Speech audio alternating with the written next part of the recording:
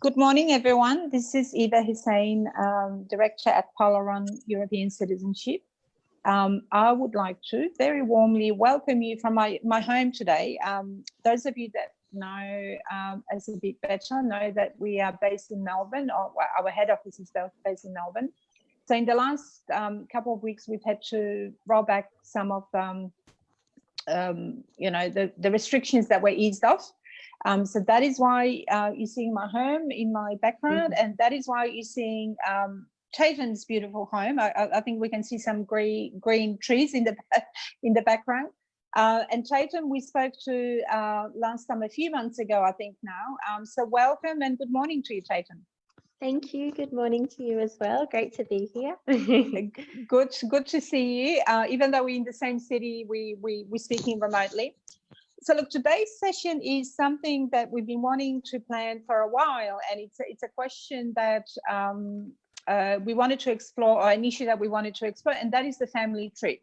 So when we work with clients, we gather a lot of information, we gather a lot of documentation, but because we guarantee the outcome of people's applications, that family tree document is very, very important and very key to how we work. Because unlike your standard family tree, it contains different details. So could I ask you, Chaitan, to explain to us why, other than what I've said, why that family tree is so important to have, and with a lot of precision, I guess? Right. So essentially, the family tree is what will be the guiding piece of information throughout the entire process, whether the inquirer goes on to become a research client initially, or even if we proceed straight to confirming their citizenship. It firstly just allows us to get a bit of a picture of their family history, and then essentially to determine their eligibility for citizenship through descent, because it does come down to a lot of legislative and technical matters, which we do need to verify by way of sort of getting a picture and seeing specific dates around things like migration, naturalization, marriages, and various other details, which I'll go into, because ultimately it is an administrative and a legislative related matter, confirming one's citizenship.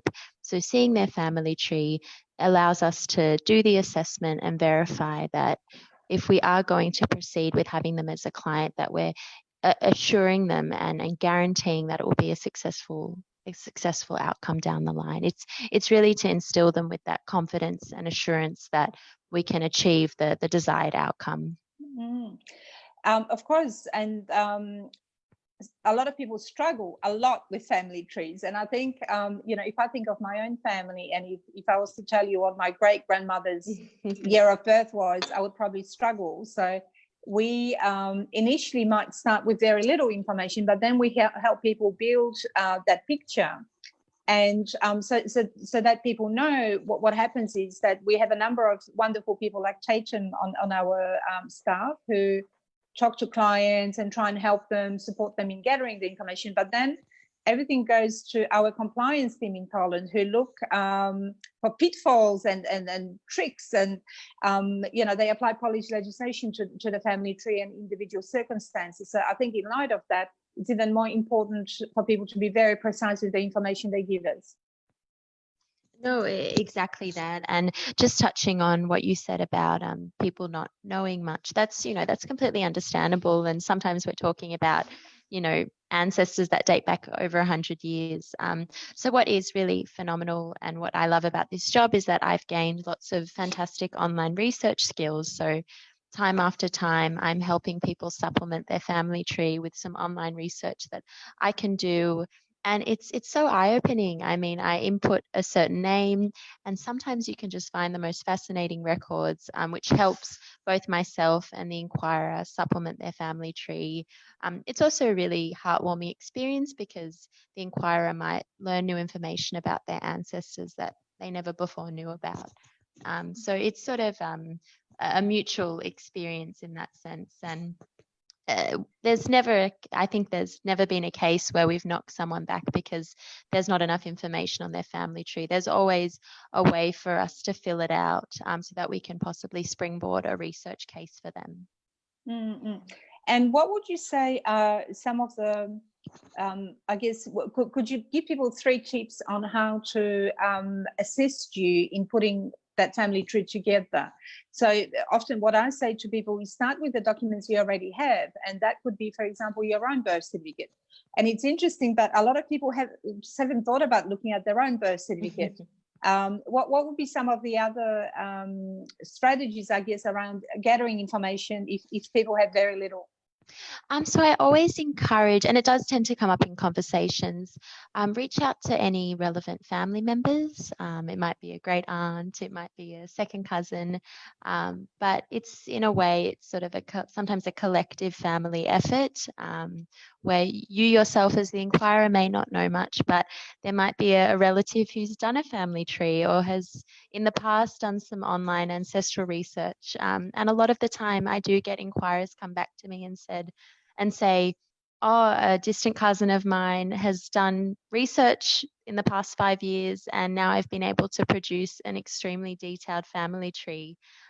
So that's definitely one piece of advice. I also often like to send the inquirer a list of links to websites like ancestry.com.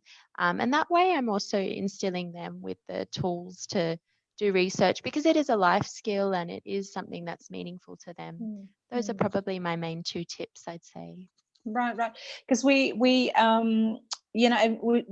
say it over and over again that a lot of the time what people start off with is this idea of reclaiming the European citizenship, but of course it becomes so much more, so much more.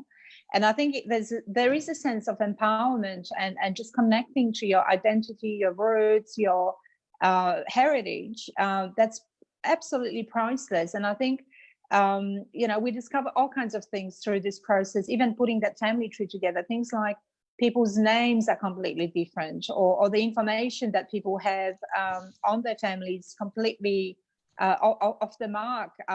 But also through documentation and through the family tree, you can read between the lines and find out more about them, even though they may no longer be alive, or even though we might be going back 100 years or more.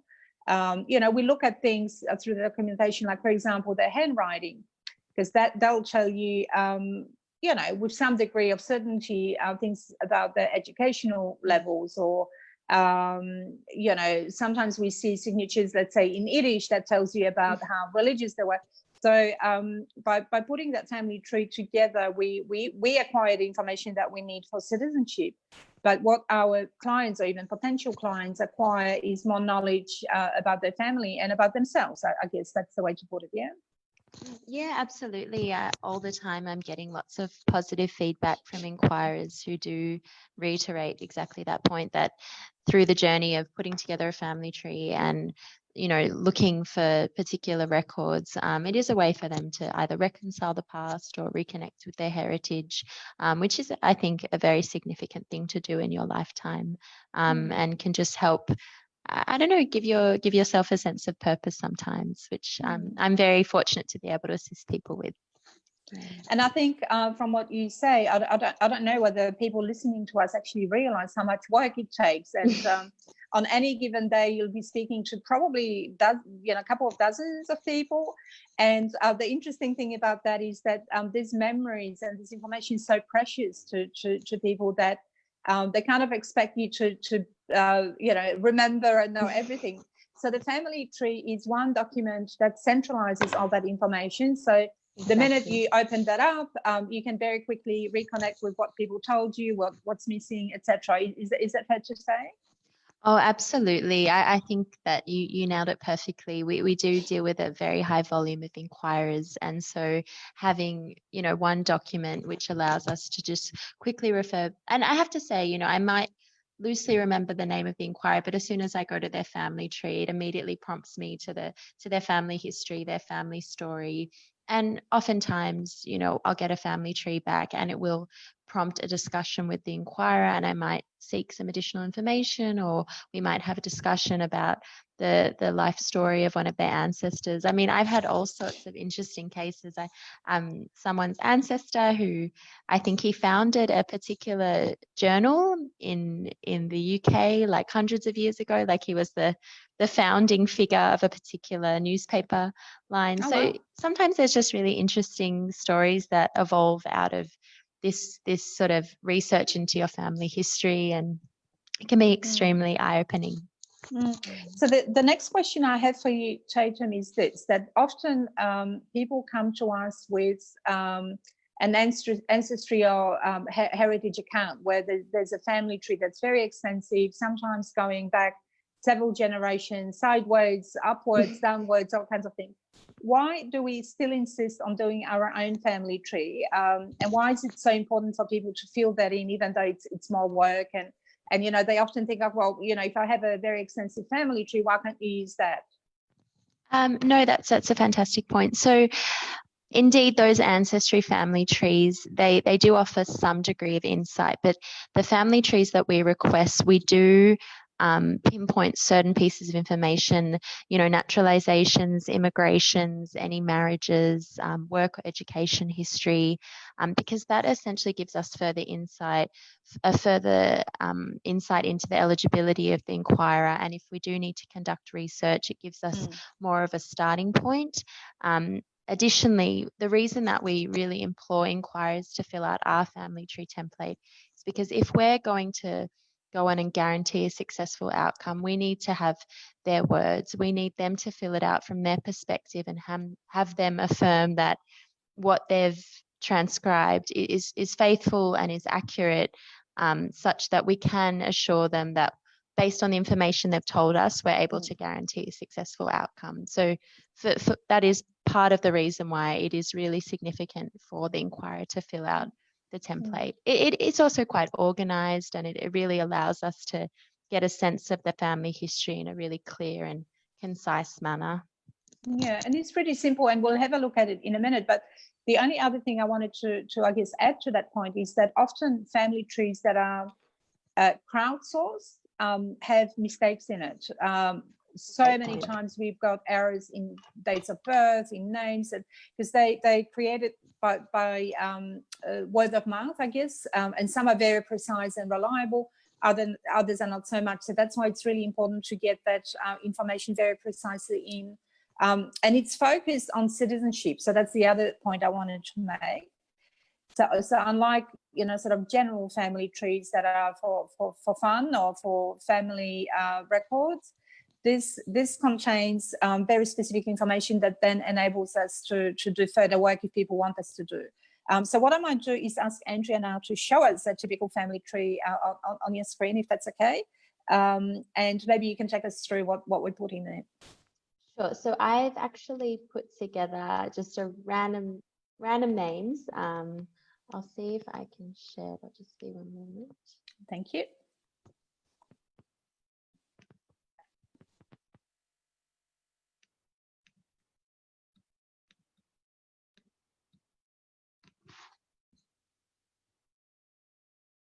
So I'll just keep talking a little bit and take your time, technology. Hi.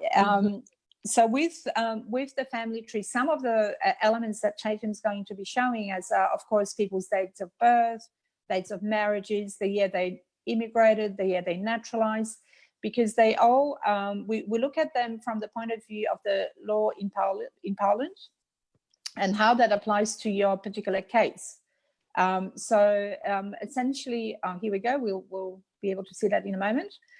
Essentially, what we look for is that continuity of blood or heritage, because when you go through citizenship through descent, the Polish government will backdate your citizenship to the day you were born. So in other words, we have to prove through the documentation, through the work that we do, that the bloodline or the line of heritage is unbroken from the time that your ancestors left to the time that you were born. So your citizenship certificate states that you were born Polish, and that's in line with the legislation in Poland. Sorry, guys, to interrupt. Tatum, you might need to share your Word document with the template, because at the moment what we're seeing is the document file from your computer. Are you seeing a filled out family tree? No, Not able to see it. Yeah, just the screen. You're not able to see it? No. Oh, there Now we go. can. Beautiful. Yeah. Is it working? Okay, sorry yes, about working. that. No, that's all good. Go for it. So this is these aren't real people. I just made up these names. And I'm sorry, it's not entirely complete, but I will explain all of the significant points. So when filling out a family tree, you want to start with yourself on the assumption that you're doing it from you're the inquirer who's interested in this service. So we ask that you fill out your name on your birth name, and then obviously if you've been married or had any change of names, that'll be your current name. So obviously your date and place of birth. So marital status is quite significant. As you can see, this person first got married in Tahiti. Yes. And then any divorces or remarriages are required, as ultimately, if you are wanting to have your citizenship confirmed, all vital records do need to be registered. So as you can see, all of that information has been included. Then most people do, if they have children, they do fill out. So this woman has twins. And oftentimes, if an inquiry is eligible, they often want their children to have their citizenship confirmed, as it does pass directly down to the next generation. Jessica has also included the details of her siblings, as I do inform the inquirer that if they are eligible, then their siblings are automatically eligible as well. And Jessica is an architect in Sydney. Her occupation it's not super relevant, but it just helps us get a bit of a picture and get a bit of a sense of the person. And then Jessica's included the details of both of her parents, which is important to know, especially things like their date of birth and their date of marriage. So they both were born in Sydney, married in Queensland. Jessica's mother, Julia, works in film and television, and her father, David, is an accountant. So David, it's through his line that we'll get to the Polish ancestor. So Jessica has mentioned that her father, David, has made some trips to Poland. Obviously, it's not the most significant thing in terms of eligibility, but it does link to that. It does make reference to that connection to the heritage and to the family history, and they currently live in Manly in Sydney. Very beautiful spot. Okay, so now David's parents. So his father is Smul Meyerowitz. So that is the original Polish surname, Meyerowitz. But as you can see, at some point it did get anglicized and it was abridged to Myers, which was quite common. Sorry, it's very common for the original European name to get anglicized at one point when the migration took place to, America, Australia, or what have you. And David's mother was Rochla and her maiden name was Jakubowski. I'm not sure if I'm pronouncing that correctly. Pretty good. Jakubowski, yeah. Jakubowski. Well done. So David's father, Smul, was born 1926 in Kalisz, and his mother, Rochla, 1928 in Łódź. So the names and the date and place of birth are quite significant.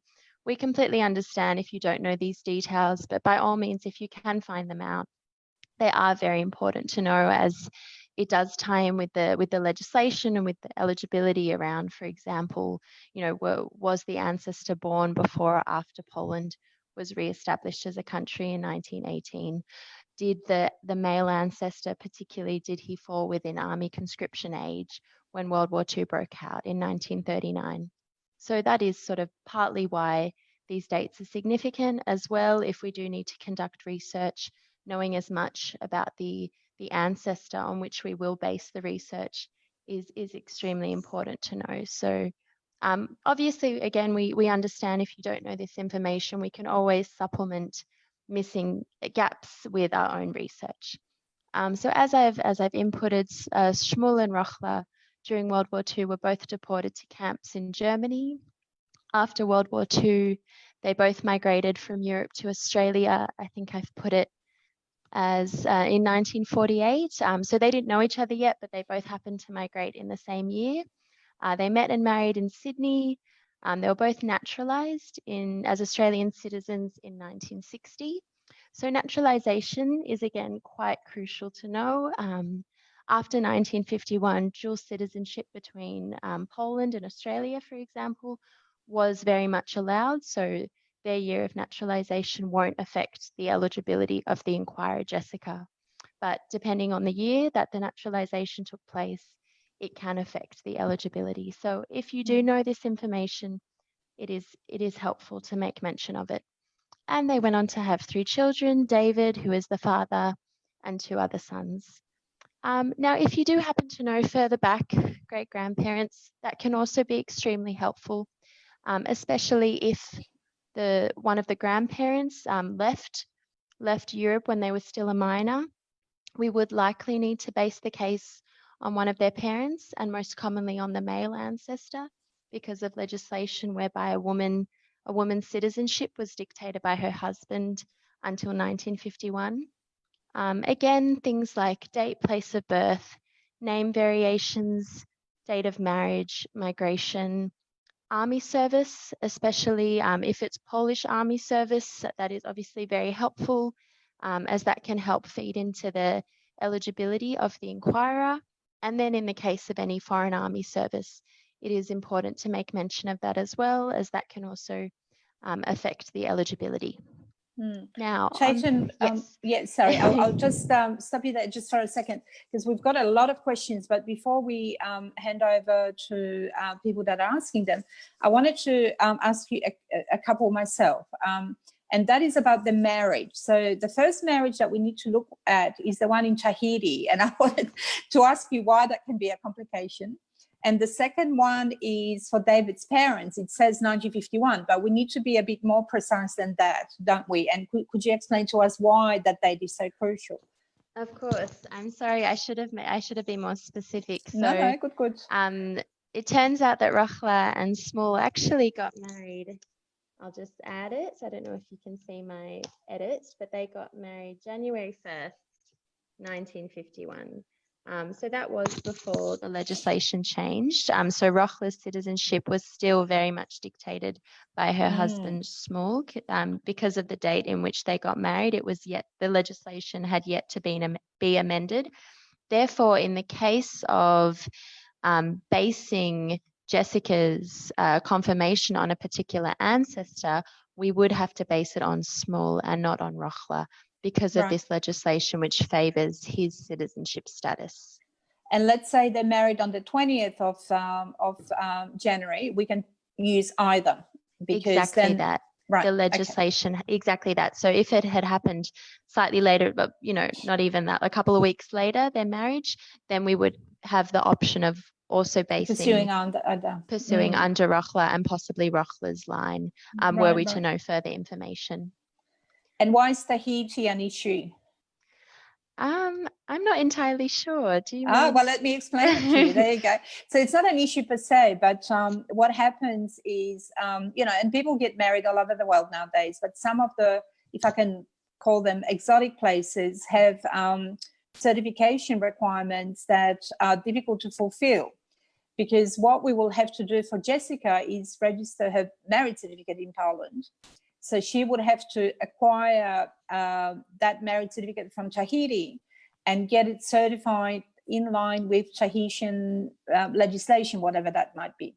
So, for example, if Tahiti is a signatory to the Hague Convention on exchange of documents, we would be asking her to put an apostille on it. So if not, there's another way of certifying documents. So sometimes that adds complication to the case, not through eligibility, I guess, but through preparing of the documents and having your marriage certificate registered in Poland, even if you haven't changed your name, is a requirement. So we do have to look at details like that, because we need to explain to potential clients about what might happen in terms of timelines and frustration, because especially now, if you try and get documents from the more remote places that, you happen to go on a lovely holiday and get married at, it's a little bit hard to obtain potentially. The other question, Chaitham, is why do we ask for the other side of the family? That's another very common question. Oh, you know, my grandma was Czech. I don't need to complete that other side of the family. Could you maybe tell us why you do indeed need to do that? Yeah. So indeed, that does come up a lot. It's not in any way a way of us being intrusive or invasive at all. It's simply just to ensure that when we are assessing the eligibility of the inquirer, that there's no obstacles or red flags. And a particular red flag is sometimes down to the country in relation to the other side. So in the case of Jessica Daniels, it's her maternal side. Her maternal side is Australian, back to the convict days, so it won't affect her eligibility. But there are some particular countries whereby, because of treaties in place between Poland and these various countries, it can affect the eligibility. Now, I believe Czechoslovakia is yes. one. Yeah, any former USSR countries. So in 1960s, Poland and several other Eastern Bloc countries had signed treaties for non-dual citizenship. So, you know, because of shift of borders, they were finding that there were many people whose citizenship was unclear. So they essentially, once these treaties were executed, people had 3 months to, for example, claim their citizenship. So they had a choice, but most people didn't know about this treaty. So their citizenship kind of lapsed, and depending on whether it's male or female, sometimes they're not eligible.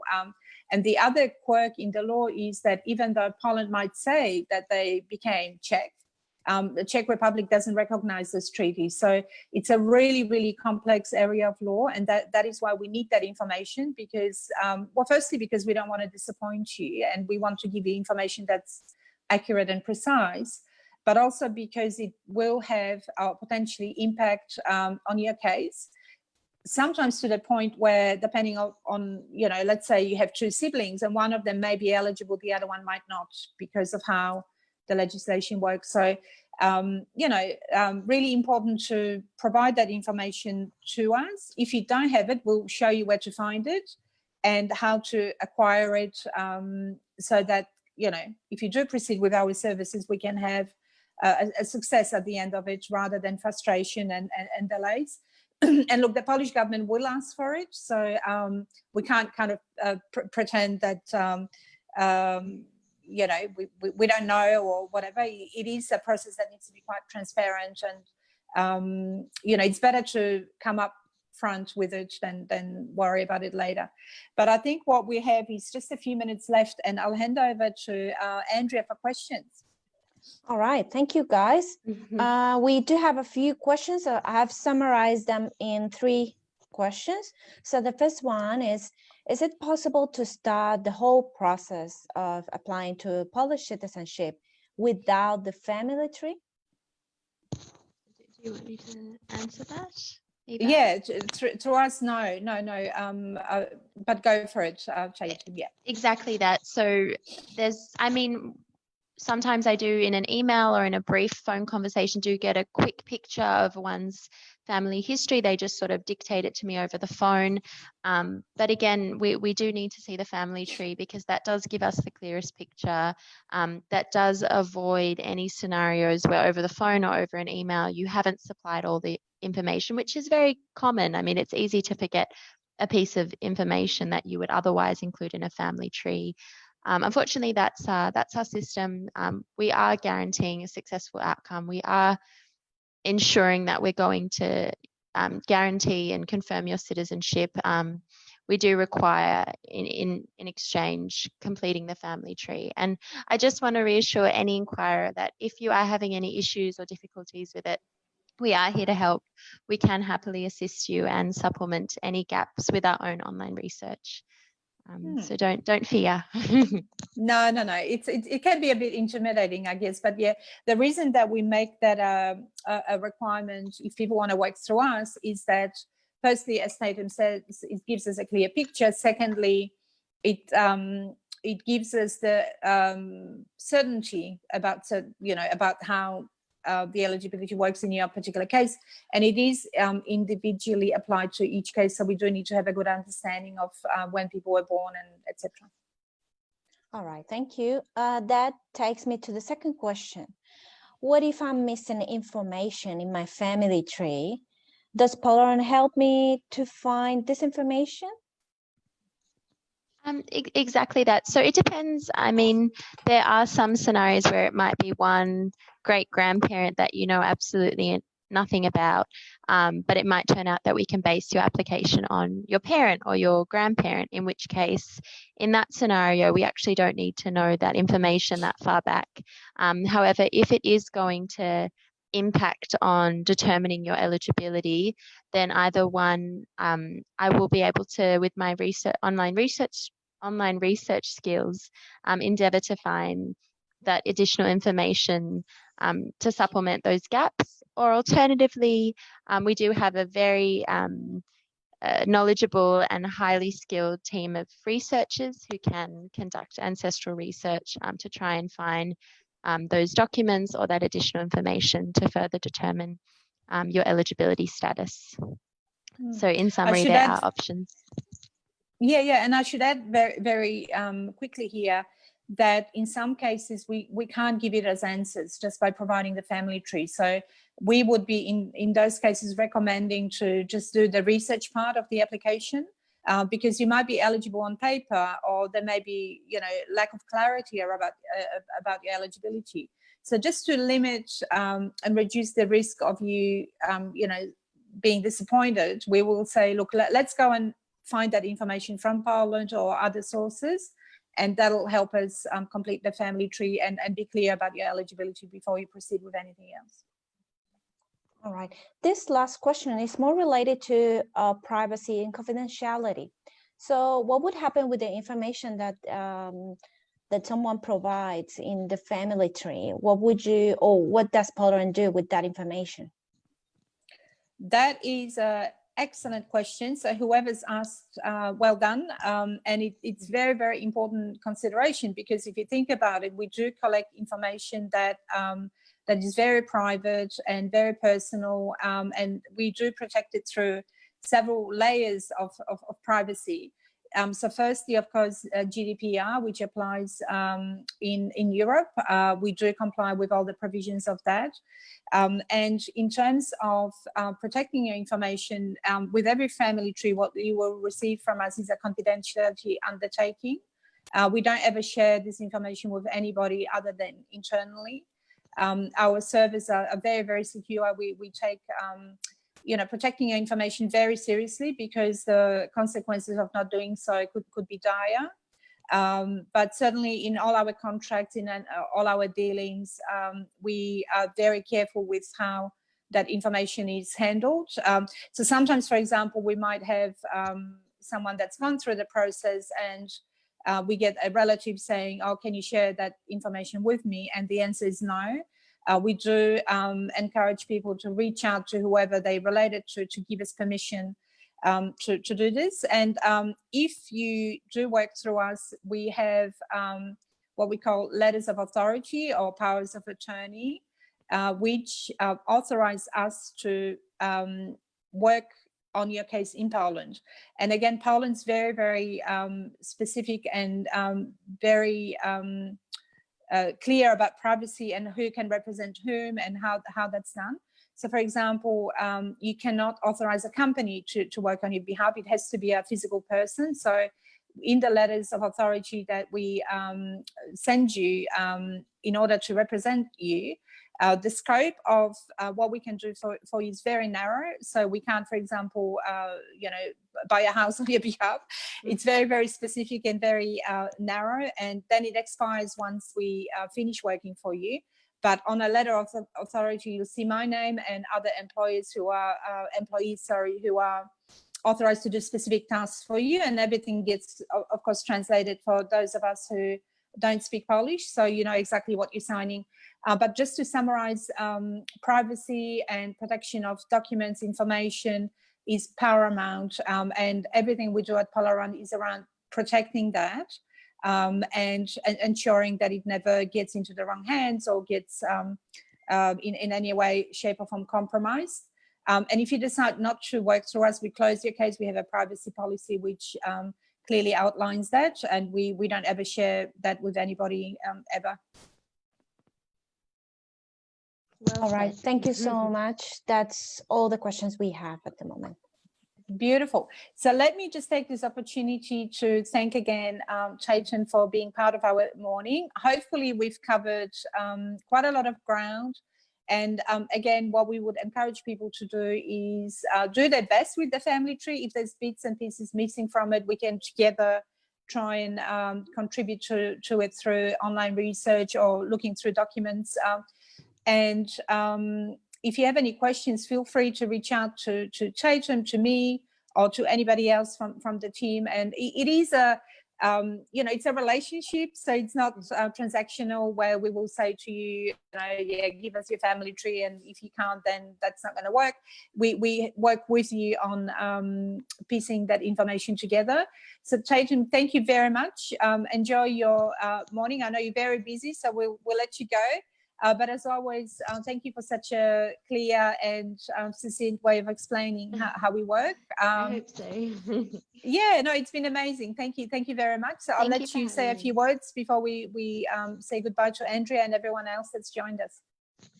Yes, thank you for those lovely words. And likewise, you're always extremely knowledgeable and extremely insightful. It's been lovely sharing my expertise on this matter, and just reiterating, Eva, if you have any questions, feel free to contact me, and have a lovely rest of your evening or morning. Yeah, amazing. Thank you, everyone, and feel free to reach out if we can help in any way. Thank you, Chaitan. Thank you, Andrea, for being behind the scenes. Thank you, Andrea. Bye.